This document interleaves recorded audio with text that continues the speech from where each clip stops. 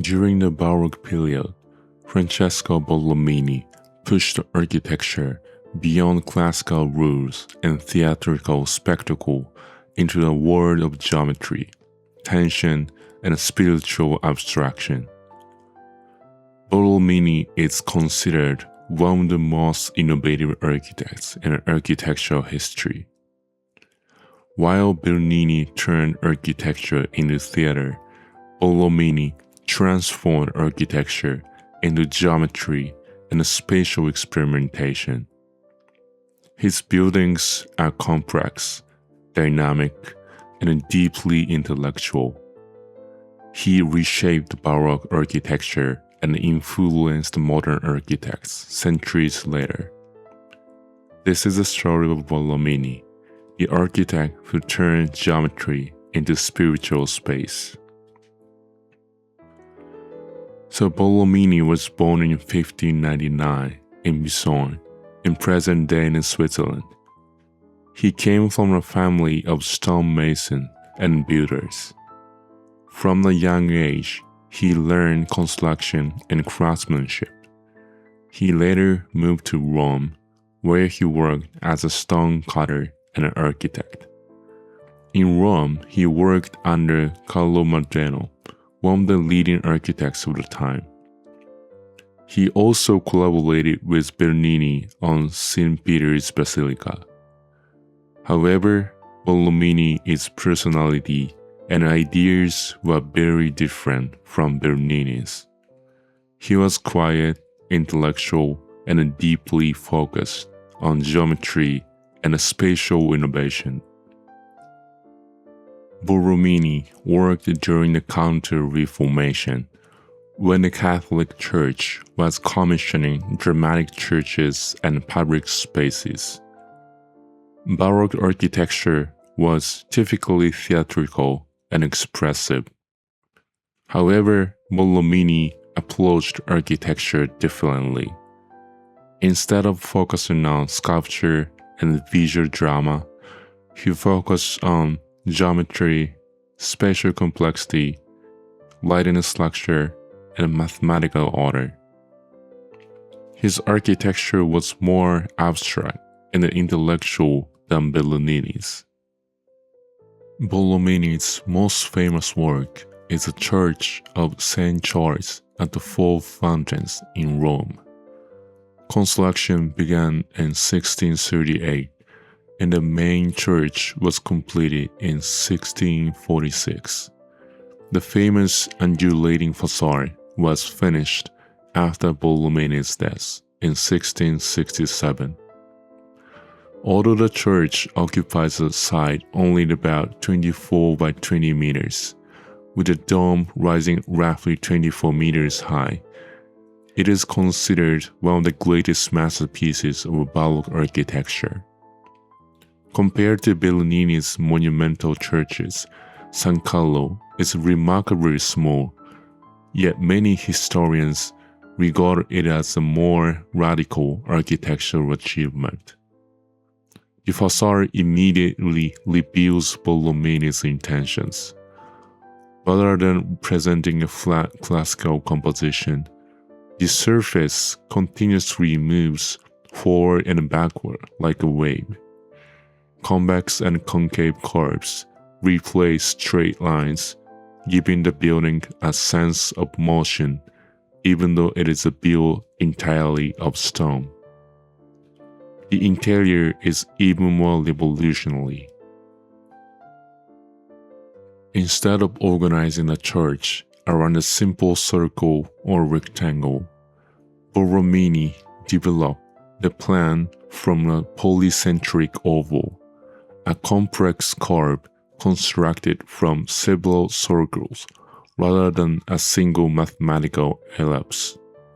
From this geometric foundation, the entire building unfolds. Walls expand and contract, columns project and recede. The space never appears static. As visitors walk through the church, the room seems to change shape, making the interior feel much larger than its actual dimensions. Above the dome continues this transformation. Its ceiling is covered with a pattern of hexagons, octagons, and crosses. The glazier decreases in size toward the lantern. Hidden windows around the base of the lantern flood the white interior with natural light, while the shrinking geometric pattern creates an illusion of greater height. Borromini's geometry was not merely decorative. The curved masonry walls help absorb the outward thrust of the dome, making the structure both elegant and efficient. Form, structure, and space all generated from the same geometric logic. More importantly, Borromini believed architecture should be based on spatial relationships rather than classical rules. He rejected the fixed symmetry of the Renaissance and replaced it with continuous transformation. Instead of designing isolated walls, columns, and ceilings, he conceived the church as a single flowing spatial system. Spaces expand and contract. Light moves across curved surfaces. Geometry generates a movement. Architecture becomes something that changes as the observer moves through it. This approach was revolutionary in the 17th century and remarkably anticipates ideas that wouldn't fully emerge until the 20th century. Many historians see Borromini as a precursor to modern architects, such as Gaudi and even today's computational designers, who likewise generate architecture from continuous geometric systems rather than fixed classical forms. This church demonstrates the architectural greatness is not measured by scale. Within one of Rome's smallest churches, Borromini created one of history's most sophisticated exploration of geometry, structure, and space. A building that continues to influence architects nearly 400 years later. Another masterpiece by Borromini is the Church of Saint Ivo alla Sapienza, located within a courtyard of former University of Rome. Construction began in 1642, and the church was largely completed by 1660, although the lantern was finished a few years later. Unlike San Carlo, which occupies a busy street corner, Saint Ivo stands at the end of the long Renaissance courtyard, carefully composed the church as the visual climax of the symmetrical space. The church is relatively small, about 26 meters in diameter, with the famous spiral lantern rising to approximately 35 meters. Yet its influence on architectural history is enormous. The plan is unlike any church that had been built before. Rather than beginning with a circle or an oval, Borromini developed the design from two interlocking equilateral triangles, forming a six-pointed star. The sharp points of the star alternate with curved recesses, producing a plan that constantly shifts between triangle, hexagon, and circle. The result is neither rigid nor symmetrical in a classical sense. Instead, geometry seems to unfold continuously as the eye moves through the space. Above the dome transforms this complex plan into an almost perfectly circular form. As the walls rise, the sharp corners gradually dissolve into smooth curves, demonstrating Borromini's remarkable ability to turn one geometry into another without interruption. The most distinctive feature is lantern. Instead of ending with a conventional dome, Borromini designed a spiraling corkscrew tower that twists upward toward a flame-like finial and cross. This spiral has been interpreted in many ways as a tower of Babel, a lighthouse of the knowledge, or the ascent of wisdom toward heaven. Whatever its symbolism, it gives the church an extraordinary sense of upward movement, unlike anything in earlier architecture. Light enters through hidden windows around the base of the lantern, washing the white interior with soft illumination. As at San Carlo, light is not simply used to brighten the space. It reveals the underlying geometry and reinforces the feeling that the architecture is becoming lighter as it rises. For Borromini, geometry was never merely decorative. The walls, dome, and structure all follow the same geometric logic. Mathematics, structure, and symbolism become inseparable. Saint Ivo also reflects the intellectual character of its setting.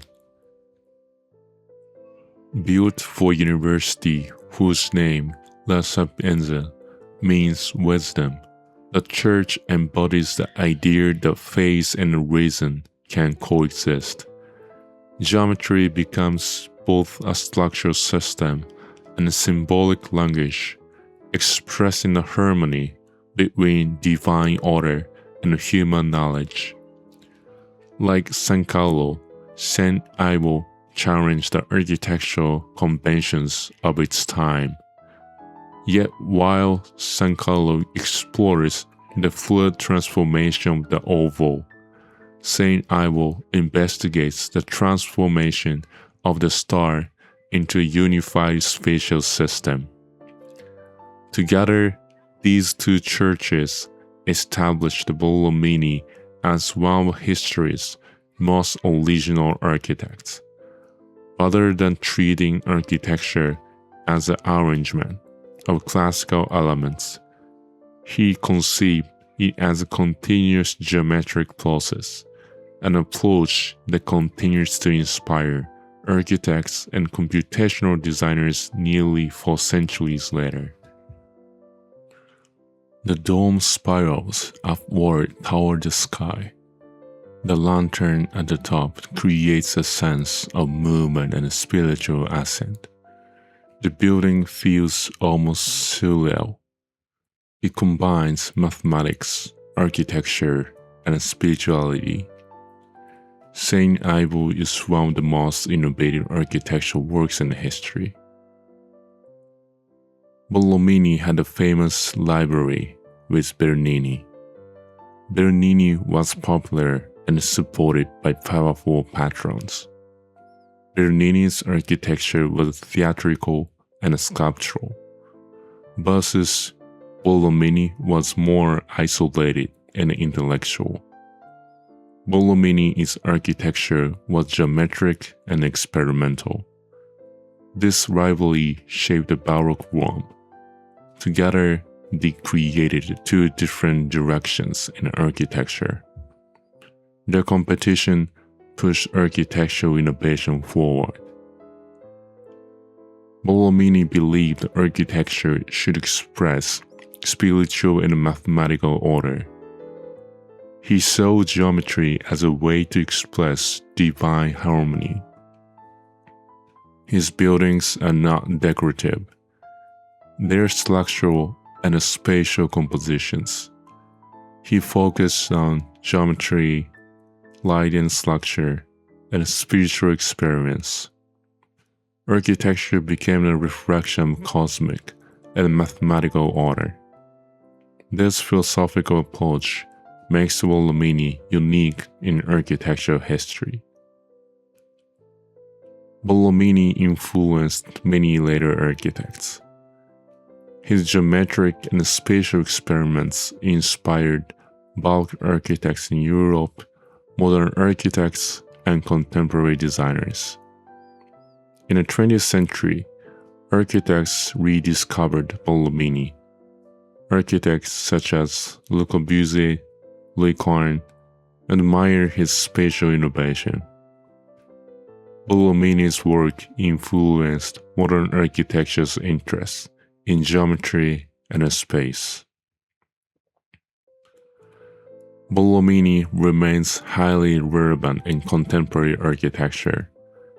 His ideas about geometry and spatial complexity are still studied. Many modern architects explore complex geometry, dynamic space, and light-driven architecture. Parametric design and computational geometry also reflect Borromini's ideas. His work shows that architecture can be mathematical and emotional at the same time. Borromini teaches us that geometry can create spiritual and experimental architecture. Borromini is considered one of the most innovative architects in history. He transformed Baroque architecture into geometric and spatial exploration. His buildings challenged the classical and introduced new forms of architectural thinking. Borromini showed that architecture could express mathematics, spirituality, and movement. His legacy continues to influence architecture today. Thank you for watching. I hope this video helps you better understand the foundation of architectural thinking. We are still climbing the ladder of knowledge in architecture, art, and design. If you enjoyed this video, don't forget to like, subscribe, and comment below.